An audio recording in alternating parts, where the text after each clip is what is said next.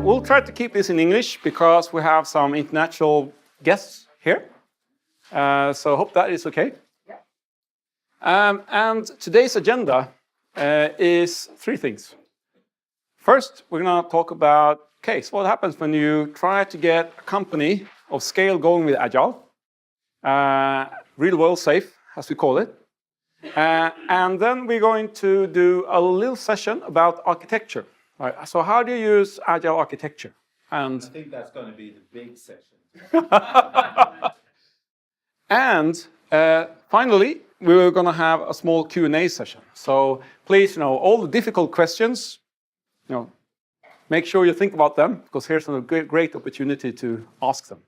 And to answer all those most difficult questions, we actually have a special guest here. And that guy is Neil Cook over here. Hi. And Neil is actually from SimCorp. So he was inside the company that made this change. So all the true stories or all he will check that we are saying the right things, basically. No, but he is here because he can help you to give us another perspective, like what happens on the inside, and also, of course, ask the questions for the context that me and Jan, didn't have. Cool. Now, also as a small reminder, the fact that you are here entitles you to actually a very special discount. So we are going to run a course in January here, which is a SBC Safe certification course, which is a course that helps you coach companies that wants to use Agile at scale. And the fact that you're here entitles you to a 50% discount to that course. 15. Erase that. 15% discount if you sign up within the next week. Right? Anyway, should we get cracking, right? Yeah. Cool. My name is Mattias. I'm an Agile coach at Crisp, and I've been doing Agile at scale since 2010. So here's my colleague Jan. Jan is our architect specialist, and anything that you have questions around architecture, he is the guy to ask. And I ask all my difficult architectural questions to him. So feel free to save those questions for him, not for me. Cool. So let's talk about the journey. Hi, welcome. Now, to put things into perspective, so I believe that we've learned how to use Agile at scale in greenfield scenarios. So if you don't have any legacy, we know there's a couple of examples that we can look for how you get started, how you get traction. But how do you do that in companies that have legacy? Because these companies correspond to a big part of our industrial backbone.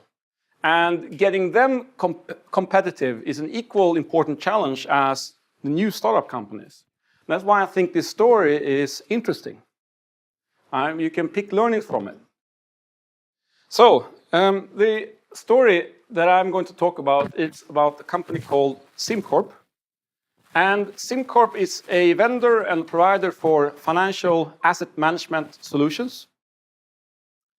They are established in Copenhagen, and they have roughly 1,200 plus people employed around the world, with development being roughly 500. And development is located in 4 locations. So there's not just one single site. They're actually split on 4 different geographical sites.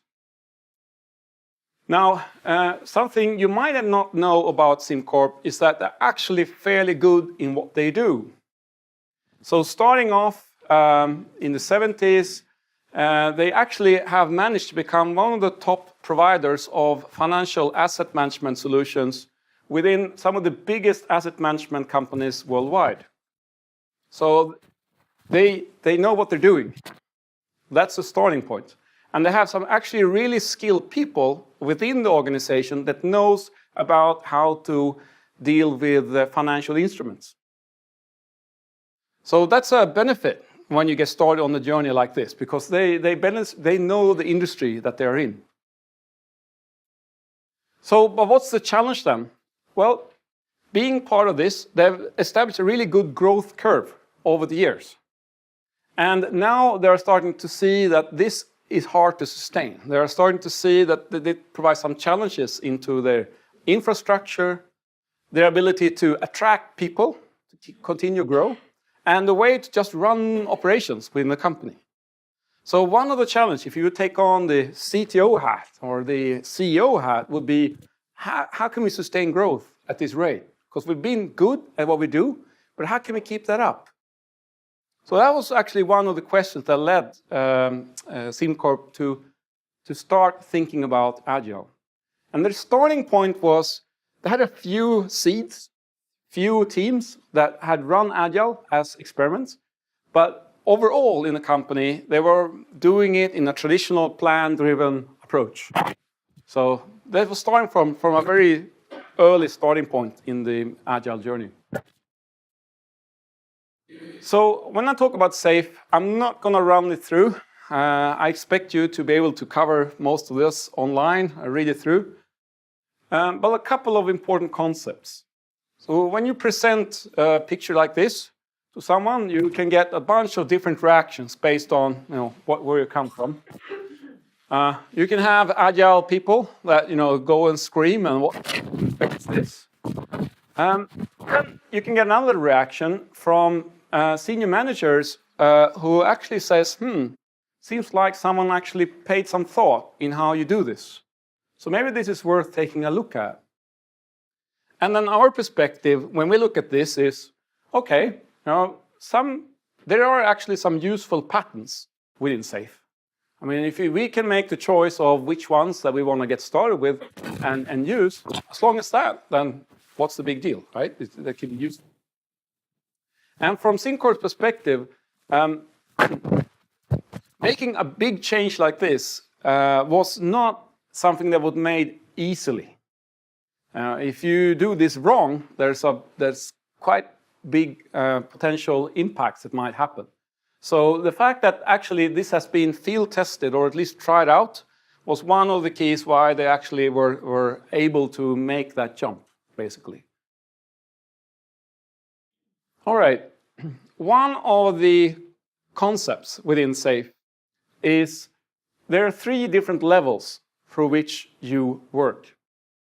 And one is the strategic level, your direction. The second, the tactical level, what do you want to do next? And thirdly, the operational. Now, if we take some Agile names into this, we have sprints down here, what Agile teams do. We can have a product portfolio over here. And SAFe introduces a mechanism called a program increment, which corresponds to roughly 2 to 3 months of effort. And the interesting thing that SAFe does is it forces the organization to think about what near-term decisions do we need to take. So it's easy to stay high fly, like on the top. It's quite easy to think about tactically what do I need to do the next week. But this part is actually quite hard. There are many different trade-offs that needs to be made in order to figure out what do we need to achieve next.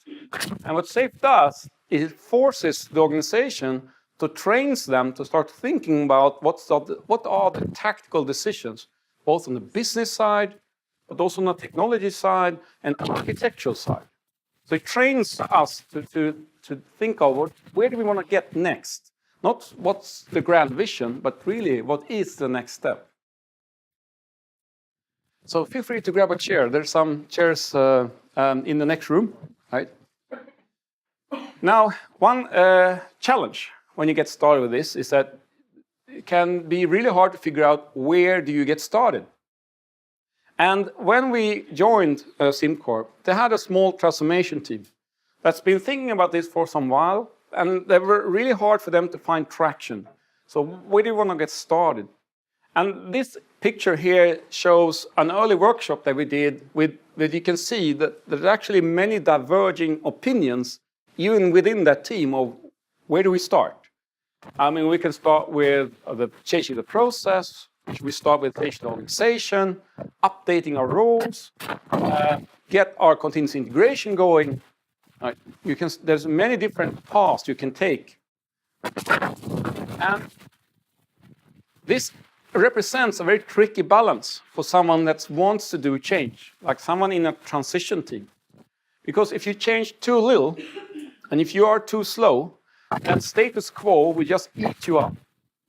And then suddenly someone would say, that's an initiative, we know, but nothing really happened. And it pieces out like that. But on the other hand, if you go in too hard, too fast, you risk creating a riot where people do not understand what you're doing. Or you can actually create like a us and them gap, where they're here to new people and that's the rest. So picking this balance is actually pretty tricky, but that's part of the job, like if you are in a transition team.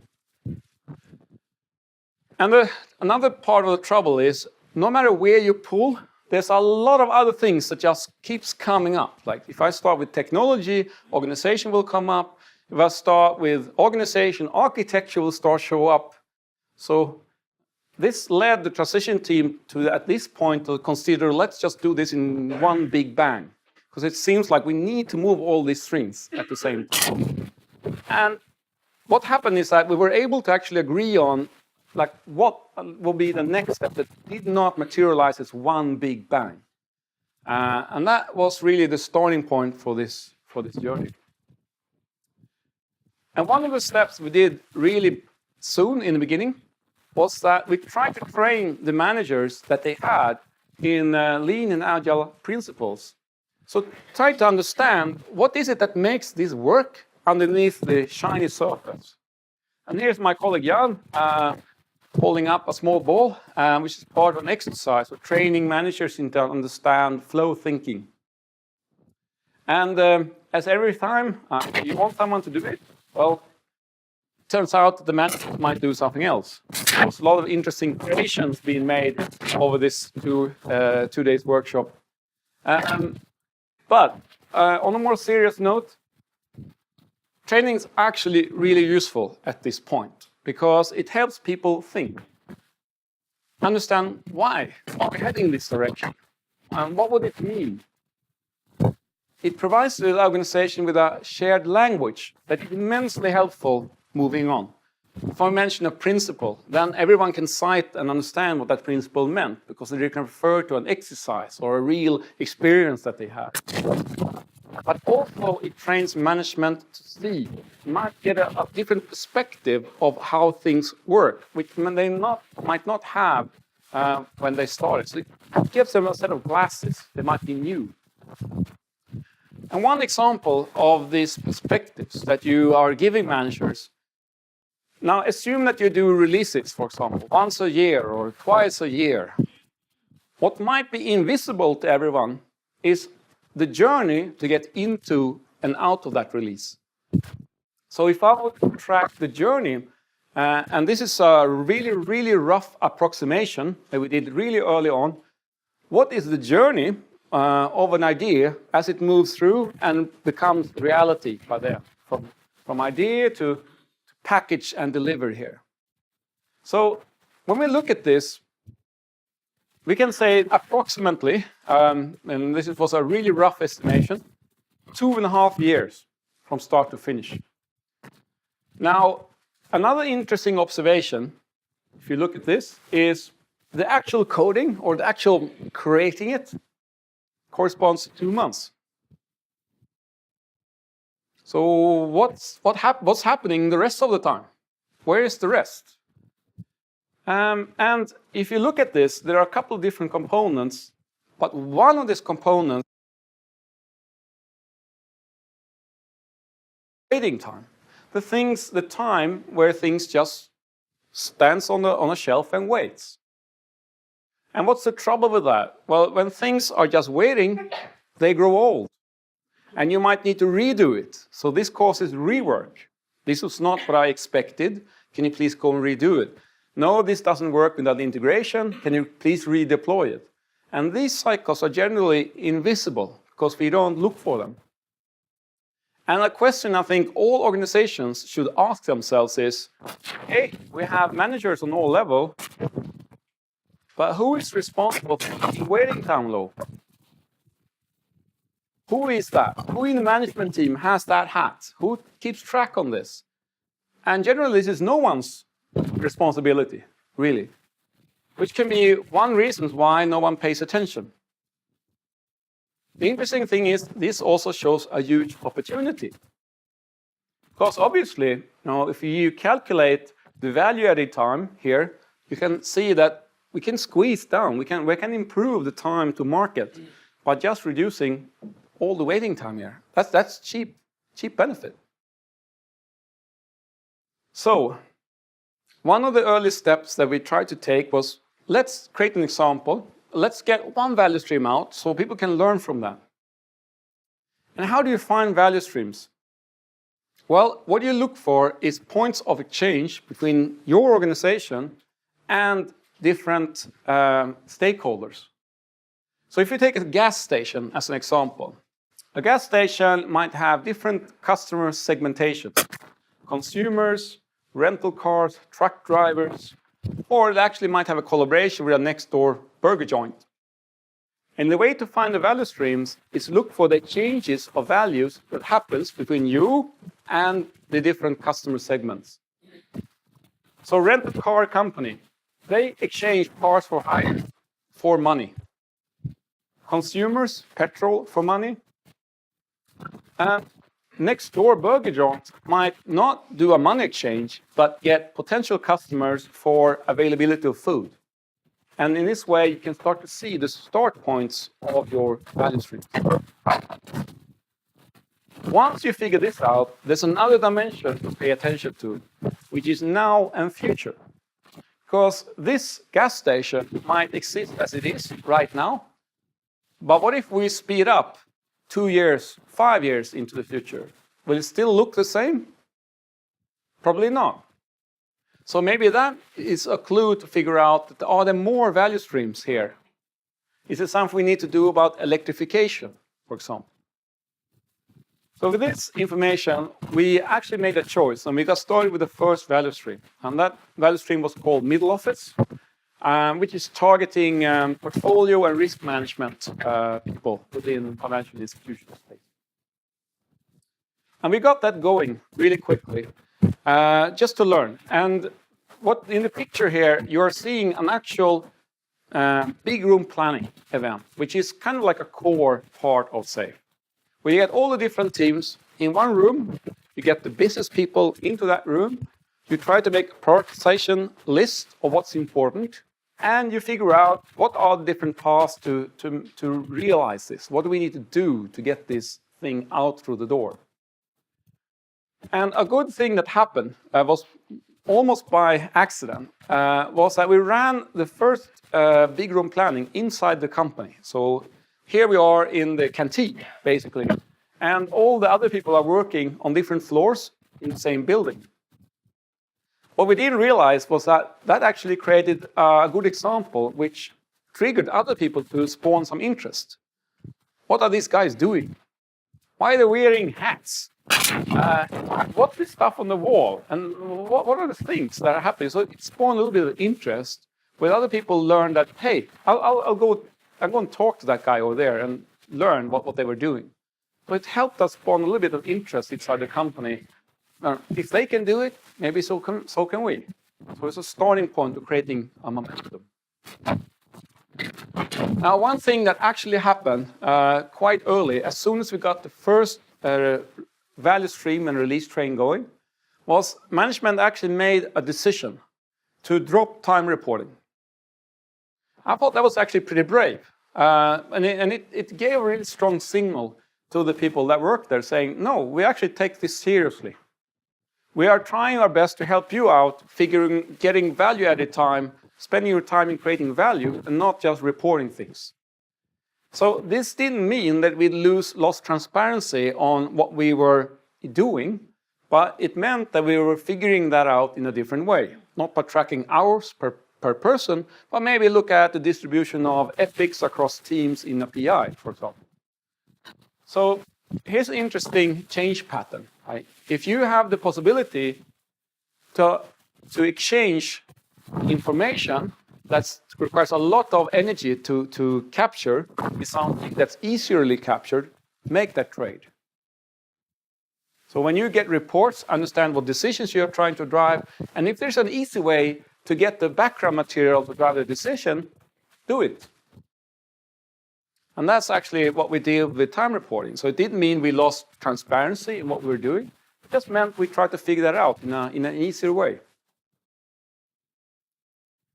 Now, as soon as we have done that, there was actually a big shift that happened.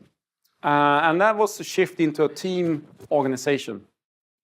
And at this point, management actually stepped in and said, okay, we understand that this is going to impact roles that we have. And we understand that people that are in these roles have concerns. What am I going to do in the future? What am I going to bring of value to the organization? And to make sure that did not stay, they actually confronted that situation head on and said, let's deal with this. And I thought that was actually a really brave move, but also important to keep people on board on this change at this point. And for example, in SAFE, there's always the question, so what about project managers? So what are we going to do? Well, the point is to make sure that you want to keep the people because they are valuable to you, but you might want to shift the roles a little bit. So what's more interesting, what's more value adding that you can help out with? And the shift that SimCorp made at this point was to move into team organization. So for you are familiar with Agile, all right? Completely known concept. But two interesting things that they made was they made sure that managers owned whole teams. So that managers were not running skills across teams, but rather fully responsible for the performance of a single team, or even maybe 2 or 3. Every organization move that you make, it comes with a set of trade-offs. Some good things and some potentially negative side effects. There is no ultimate organization. If you start looking for that, stop. So some of the benefits that this gives you is the possibility to ask the manager to shift his or her management from running and dealing with individuals to dealing with the improvement of the system. In this case, improvement of the teams. So the goals that the manager sets can be aligned across members of the team. The responsibility for improvement is more clear. And that's kind of a couple of the pros that you get with an organization like this. One of the things that SimCorp, of course, noticed or that they faced was making the product owners a part and a member of these teams actually turned out to be a tricky move, which caused some debate and some concerns where the product owners were unsecure if what's my career path going to look like if I'm a member of a team, right? And to secure those concerns and to deal with those concerns, SimCorp's management and also their top product manager spent some time with these people to ensure that they realized that they were part of the same career path, that they had access to the same training as product managers would have, and that they would also take part in forums and decision forums where product development decisions were made. And that sort of eased up some of the concerns that people in this role have when they got into it. Another question that comes up is, okay, what about metrics? And if you look at SAFE, you'll find lists and lists of metric, 30, 40 plus. It's not that easy to figure out which matters. So for SimCorp, with a little bit of nudge maybe from us, we persuaded them to try out 3 metrics. The first one, engagement. And as my colleague Jan so well puts it, if people are not engaged and motivated, nothing good happens. So true, right? And then quality. Because if you don't have quality, what does speed matter? If you can't do things that people appreciate, then why should you rush forward? And finally, of course, speed, right? And try to improve the pace. And this was sampled in a number of different ways. This can be sampled by using an employee surveys, to give you one example. Quality can be sampled by looking at faults in production or faults in pre-production situations. And speed can be sampled using lead time. So time from when we start with something until it's actually being used. Those are really, really simple metrics. And one of the benefits of keeping them simple is because it's not the metrics that matter. It's what you do with them. The point is not the metric, it is getting continuous improvement in place. So metrics will only tell you so much. It will tell you that something is happening, but it won't tell you what to do about it. And this is important because you need to train people to understand what decisions do I drive in order to improve things like this. All right. Then let's move over to a step. Once we got that rolling, and we're now starting to start new release trains regularly, basically every second month, we've now shifted focus a little bit towards the portfolio level. So I'll share a little bit of what we did. So one challenge, or two behavior shifts that are pretty important for the portfolio level. The first one is to be able to balance demand and capacity. Basically, avoid just accepting requests and wishes and wants, and then finding out that someone else needs to do them, but rather make sure that we do just enough or that we have capacity to deal with. That's one behavior shift that you actually need to talk about and train and discuss how we're going to do this, because these decisions will have trade-offs, they will have consequences when you do that. You need to say no to things. Another behavior shift for product management is to keep a balance of your investment portfolio over time.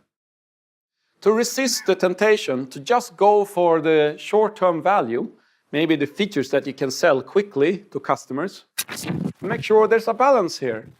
Of course you want to sell things of high value, but if we don't deal with improvements, if we never do them, you will just get slower and slower and slower. So you need to make sure there's a balance here, because you want to do some improvements regularly over time so that you can keep up pace and even improve that. And sometimes product management does not see that that's their role. But they have a big lever to making sure that this actually happens. And the final balance is to make sure that there's options invested in the system. Meaning things we can do if we get late opportunities. Because if there are no options, then teams and product owners can't capture situations which might be a turnaround situation that no one thought about. So product management needs to take care that they consider all three of these aspects. And when you look at planning, it's important to recognize that the sign of agility is basically how quickly do you go from your overall plan up here, because that's your wishes and wants, to your reality down there. Because that's where things happen. That's where the late information exists. And the turnaround here is actually sort of like a sign for how agile you are. How quickly does this validate? And in SimCorp's case, they chose a regular cadence of validating this every third month.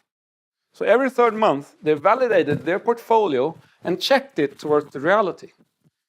Do we have the capacity to do that?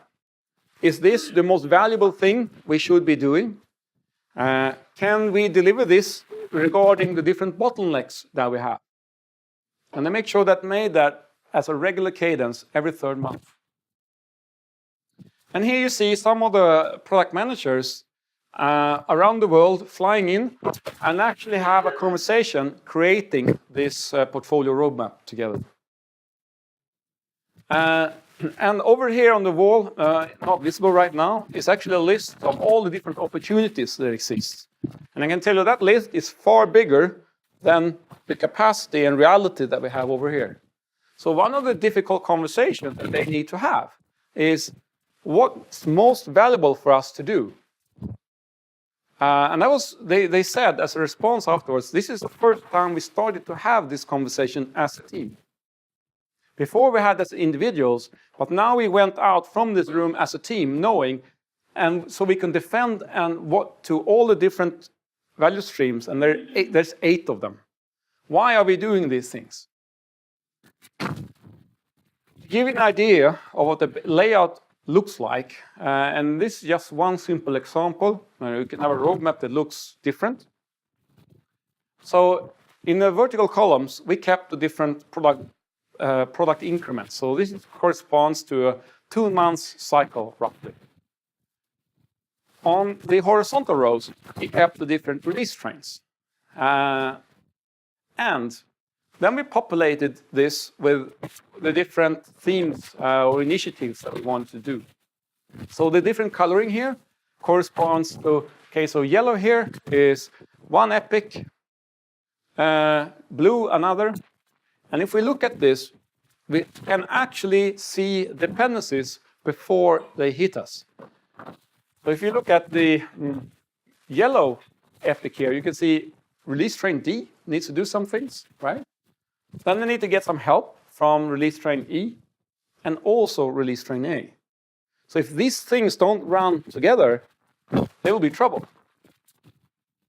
So this enables the product management to see and optimize things that have dependencies to make sure that actually they move in sync with each other.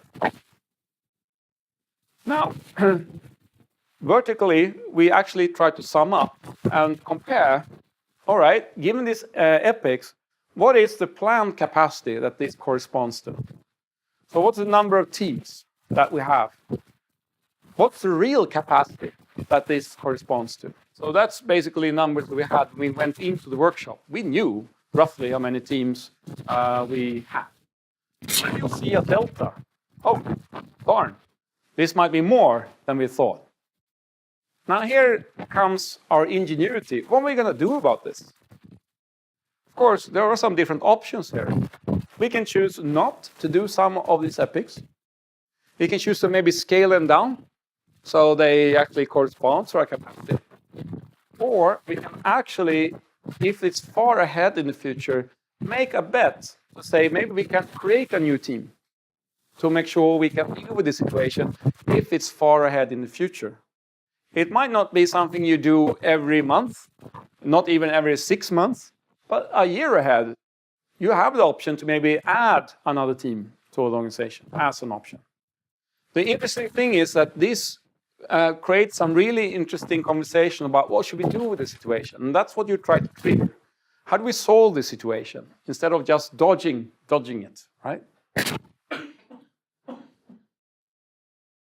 So the journey from start to finish looks like this, right? Train managers, basic principles, get the first release train running, update the org and the roles, prepare people for those roles so they feel motivated by taking them on. Then get the rest release trains going. Think about portfolio and architecture. And then currently they are experimenting with, okay, so how does career paths, etc., impact our culture? And along this journey, continuous focus on investing in continuous improvement and deployment. That improves your automation. That makes life easier. So all through this journey, SimCorp tried to do this step by step, getting continuous integration going. All right. There are a couple of things that SAFe does not tell you. We should be fair about, right? And I will invite Neil into this conversation. I'll mention 3 of my points. It does not tell you how to run your discovery process, how you go from idea to actually starting development. that SAFe doesn't give you a lot of advice about. It does not tell you what improvements to go for. It does not tell you what sequence to run the improvements. If you have a wall of pains or problem areas, it does not tell you which one to pick first. You need to figure it out. And that's useful if you have some experience with Agile. It's generally easier. If you're new, this is kind of quite a tricky choice, actually. And does not tell you what direction you want to run your business. It just assumes you have figured this out. Now, I know that you have some observations of your own from SimCorp. Yes, so grab the mic and share some of your views. So Mattias and I had a quick discussion on this earlier, and it was interesting that the points that he raised here pretty much lined up with my own experience anyway. So I can just sort of elaborate on these a little bit more. So where he says about running the discovery process, so one of the things where SAFe, I think, is quite weak is it doesn't really tell you, it's sort of, we came from a world where we spent a lot of time up front writing specifications, and people spent a lot of time there, and then they'd get delivered to development. And then when you move into something like SAFe, it says, well, all you need to do is get everyone together in a big room planning. You put some A4 sheets on the wall with a one-line description of what you want to do, and then you get going. And I think the reality is probably somewhere in the middle, a bit closer to what we're doing now. So certainly for the sort of business that we do, where there's lots of sort of complex financial calculations and you have to know how to trade certain financial instruments, you can't just make that up on the day. So what we saw when we first tried this was that there'd be a lot of uncertainty in the plans that the teams were trying to make for the next 2 or 3 months. There'd be a lot of spikes in the plans, so people would say, well, I don't really know how this is going to impact the architecture. It could be really easy or it could be really hard. So you end up with all this uncertainty. So what we're trying now, we're not there, but we're trying, is to have more of a continuous refinement at the feature level. So much like you do in one team Scrum, where you'd say you should spend 10% of your capacity or whatever it is on planning for the next increment, then we're trying to do that. So where we're trying to get to now is work with the product managers so that on day one of the current planning increment, the backlog for the planning increment ahead of that is already there. Now, obviously, it's not going to be perfect. Some of them might be one-liners. Some of them might be better described. When we actually get to the event, some stuff's going to go in, some stuff's going to come out. But what we're trying to do is get that visible so the teams can actually start working with that from day one, and they understand that during the next 2 months, they're going to spend time refining the current backlog. So I think that's something we're trying to work on. In terms of improvements, so another thing that we're trying, it's kind of failed the first time around, we're going to try and get it going again, is to have, so we've put in place what we call an impediment removal process. So this is a Kanban board it's a electronic one because we're distributed, but the theory is that anyone can put something on this Kanban board. So the first column would be at the team level impediment, then we'd have the train level impediments, and then we'll try and we'll see things escalated up to the point where it hits the senior management team. What we hope with this is two or three things. So one is that it brings visibility into the problems we've got, so everyone can see the impediments that we've got. Some of the things will probably flow up to senior management, and we want them to start pushing stuff back down and say to people, you're actually empowered to fix this. So, improvement is part of what you should be doing. Just go and fix it. It's a small thing.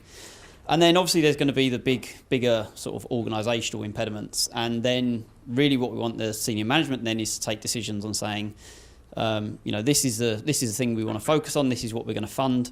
And these other things, we can hear there's a problem, but we need to focus on, we need to limit our working process. So some stuff, just be very explicit about what we're not going to do. And then, I think that was probably the main 2 points, really. They're probably the two biggest things that we're working with right now, I think. So hang along, stay around. Yep. So we're going to move into ask the question now. All right, so you did all this, right? So what has improved? And we'll share some data points and then some observations from people inside. And one data point here is looking at features under development and the age of features, meaning, so how long do they sit on the shelf, basically, before they actually get out? And what you can see here is that there is actually a change, a trend here, that we are getting better step by step in making sure that time to get things out is decreasing. I mean, the trend is heading in the right direction here. So that's where Agile, got introduced and rolled out, and you can see that we're now getting slightly better step by step in improving this. And if we just ask then the question, so what do people observe? What do they say? And I don't need to talk with the cartoon anymore because I got Neil here. But yeah, let's hear your perspective. Right? What do you observe? So I'll cover these two and then probably a few other bits as well. Mm. So we, or at least right now, so we're a sort of a vendor of sort of software that's installed on site in sort of big asset managers. So currently we have a release process that runs twice a year. 10 years ago, that was quite sort of innovative and groundbreaking for the sort of stuff we do. Now it's kind of holding us back. So we're looking to work on that. But as part of this, we used to have this sort of hardening phase. So that would be things like release test and integration and all sorts of stuff. So we've worked over the past year and a half or so to really try and drive that down. So I mean, one of the main ways that this happens when you start working this way is that rather than saving your testing till the end, you're testing as you go. So by doing that, we've been able to gradually reduce this period down. We went down to 2 months, then down to a month, and now we're sort of going for 2 weeks this time around. So that's probably the main thing there. In terms of the kind of, I guess, more profound change that has been that. Whereas before we would have spent a lot of time analysing things and looking at the problem and having this kind of feeling of control because we've spent a lot of time analysing a problem, now people are much more inclined to say, let's just give it a go and see what happens. So, I mean, we're not there where we're just making decisions every day and changing direction, but there's definitely much more openness to try things out and not spend months and months looking a problem and try and roll that out everywhere, but try things sort of in the small. So that's probably a sort of a more profound change, I would say. And then the other thing is probably around continuous improvement, which is whereby people are now much more willing. I think we had a bit of a culture before, or not culture, but a mindset before where we'd done things the same way for a long time and people were used to that. And people didn't really question it. So I think we've now taken a step where people now feel comfortable and open, able to be able to start questioning stuff. And that's great. I think the next step is then that when people question it, they also come with, what about if we try this to fix it? So I think that's another step of the culture of whereby things were, people would fix other people's problems before. Now we want to try and enable and empower people to fix stuff themselves. So, put some improvement stuff on your backlog. If you use SAFe, then one of the things that you get for free is the IP sprint. So for every program increment, you get a 2-week sprint if you're running 2-week sprints where you just do improvement work and learning and stuff like that. So if your senior manager's buying to SAFe, whether you like it or not, you get some really cool stuff like an IP sprint in there. So really try and preserve that and do interesting stuff, look at new technology, learn some new stuff, share knowledge with other teams, do some hackathons. And we're slowly starting to see this happen. It's still used quite often as spillover to finish some features and stuff like that. We're slowly trying to encourage people to be a bit more experimental and do some new stuff. So I think they're probably the... Mm-hmm. In terms of what's really improved and the things where you can really see a difference, I think they're probably the main things. What I found pretty cool there is that you can see that this change, the processes and the technology start to have an impact on the culture. So this is not just this is maybe a starting point of the journey, but really as soon as 12 or 15 months after the start, you can start to the culture actually starting to shift a little bit. And I found that really, really interesting. And in a company that has a lot of legacy, right? So you can probably see some tendencies quite soon. Now, we also asked Georg, who is the CIO of this company, who basically took the decision or actually made the final decision to make the leap. So what are the things that he's seen? And he mentioned 3 things. One is that people think a lot more about value creation today.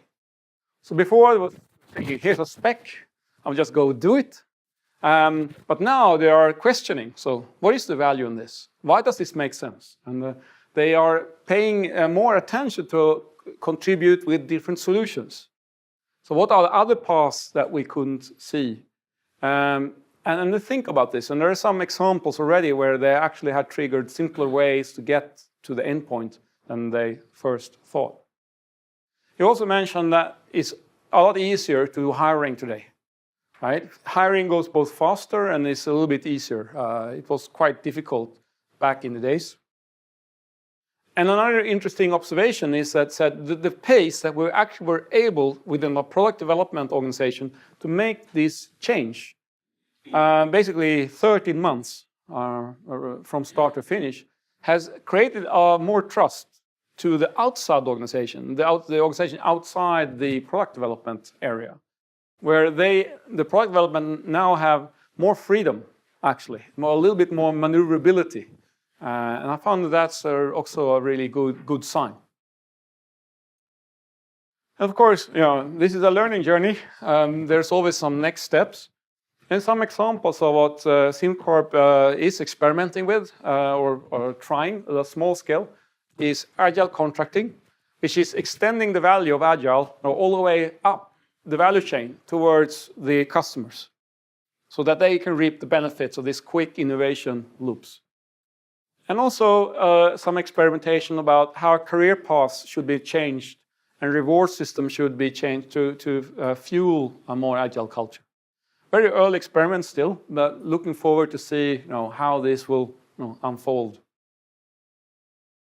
So when you go into a change journey like this, there's some interesting, very useful mindset if you're going to do this in an organization that you can carry with you. The first mindset is see people as a potential, right? Realize that, respect people, and make sure that you want to unlock the value that they can bring in. Because if you bring in this mindset, you will get the same response back from the people that you need help with to make this change. If you see them as a value, right, they will respond with interest. If you see them as a liability, well, you will get another response, right? So this is important to keep in your mind. The second is, right, experiment and try out. There are different ways to do this. You will find some different paths potentially than SimCorp took. But the important is that you try. And not plan for months and months and months, but actually give it a try and quick and learn if that works. And then try another one. And finally, have the focus that your goal is to make it easier to do real work, to make it easier to deliver one unit of value. And our work as coaches here is not to do process deployment. This is the next brand new process, just go do it and tick in the boxes. But no, look for what makes life easier. How do I enable these people to deliver one unit of value in a simpler way? Because if you have this mindset, you will be open to suggestions you have seen, that makes life easier, right? So really useful mindset for you if you walk in as an enterprise coach or as a change agent in organizations like this. And that's where I want to round off this part of the presentation. Now we're going to move over to... I think it's a good time to have some Q&A with Mattias and Neil, because what I'm going to talk about is a different topic. So if you have questions about the SimCorp transformation. All right. So we're agile with our schedule. So now when we ask questions, I'm going to ask you I might deliver them pass the mic, right? What did you do with the project leaders? What do they do now? Project managers.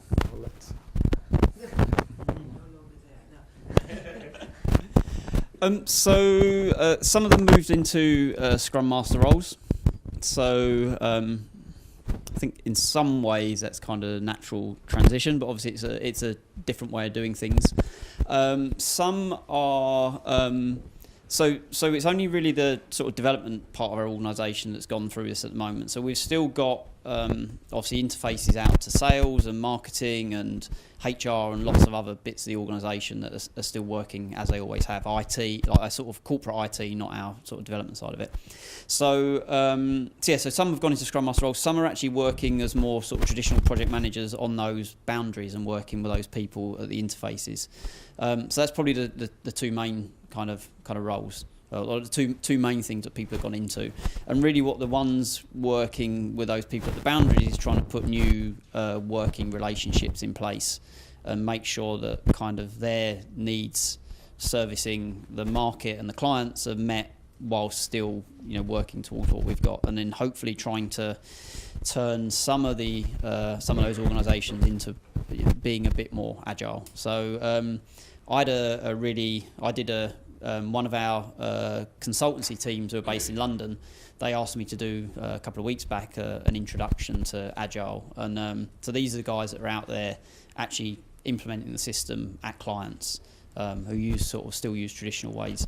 So I spent a couple of hours just going through sort of some of the ideas and practices behind it, and they asked a load of questions. So we're sort of trying to tease in some other bits of the organisation as well. Probably the one area we've had the sort of seen the best results really is with HR. So that our HR department really bought into what we're doing, and sort of how you sort of treat people a little bit differently. They're really liking that kind of that way of working. So we're actually seeing some impact outside of just the development organisation as well. All right, next question. Maybe this lady will pass over the mic later. There we go. Okay, so in HR kind of liked it. What about your clients? What did they notice? Just the speed, or did they notice anything else? So I would say, honestly, at the moment, probably not a huge amount. I think we're a little bit too early in the journey. So one of the things that's in some ways against us with that is our current release cycle. So we can only currently release twice a year, and we're still with that. That's going to hopefully change next year. So I think they're not seeing sort of more. I mean, whether you class it as speed or just the ability to get things sooner, they're not really seeing that at the moment. I think one of the areas where they are probably, for some of the clients, we're definitely engaging with them more as part of the development work we're doing. So I think for some of them at least, especially on certain bits of work we're doing, they're seeing much more. They're getting much earlier visibility of what's going on. So I'd say that's probably right now the biggest change that they're seeing. But in terms of actually getting things onto their desk more quickly, we're still kind of stuck in it. So that's kind of the next step for us really is to fix that. So I think there was one over here. Yep. So from the decision to go safe, how long did it take until you had the first big room planning? Good question. So I think from memory, the decision to go safe was announced in October 2015, or was that 1 year too early? Might be correct. I think it's 15, yeah. And then the first big room planning was March. Was in the March, yeah. And then 16, sorry. So the first big room planning was in the March of 16, and then the last of the development organisation to go into the sort of release train big room planning thing was at the end of 16 or early 17. So from start to finish, the whole organisation was sort of October to the following December. And so we've had a year of everyone kind of working this way now. I'd say one of the things looking back that we could and probably should have done differently was just to get more people going more quickly. So I would say even though we thought we were being less, we're sort of thinking about things less and just getting on with it, I'd say we probably still didn't really do that. We kind of tried to think things through a bit too much. So I'd say if anything, just get going. I mean, maybe not do everyone in one hit, but have a relatively short time when you get things going. Because otherwise you end up with some people working the old way, some people working the new way, and all the conflicts that brings. And we lived with that for kind of almost a year. and we probably could have helped by compressing that, I think. Cool. So we have time for one more question, and then we'll shift topic. There's always the possibility to ask questions to Neil afterwards. So right. So my question is about budget and investment, because transformation doesn't come for free, right? And how did you sort of get the buy-in? I mean, in this case, the CIO or someone took the decision, right? But these two, at least in more traditional organizations, you always have the question about budget, and you always have to deliver, right? And then how do you get into this of investing in, continuous delivery, automation, and so on? How is your experience with this? So again, a very good question. I think we were quite lucky in that it was supported from the top. So the CTO said, "This is the way we're going." He went all in on it. So there was really no turning back. So we had to, the money had to be found to do this. I think, but even so, obviously, we're still, as a sort of traditional company, we're still stuck in the annual budgeting cycle.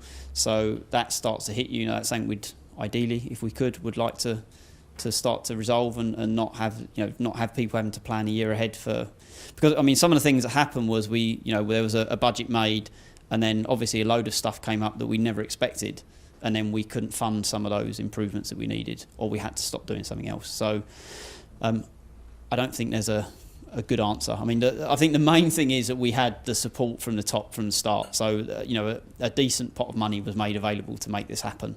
But I'd say it's really an ongoing challenge to keep the funding going. Some of the things like the big room planning, if you think you're bringing every 3 months, you're bringing 500 people together, and 50% of those have got to fly in from outside and stay for 2 or 3 nights and stuff like that. It's expensive. I think the main thing is just realise this doesn't come cheaply, and just go into it with the eyes open that it's going to cost you. But you can also, I think that you can also, if you are thinking about the effect, you can make some really simple ways to visualize some of the benefits that is possible. And I think doing a value stream map where you can see the benefits they can get, how quickly you can go out to the market. You can also put money on that. What's that worth to you? If you want to have some comparison, what's the upside that this cost might give you? And then there's a decision that needs to be made. Do I want this upside for this cost? Right. Cool.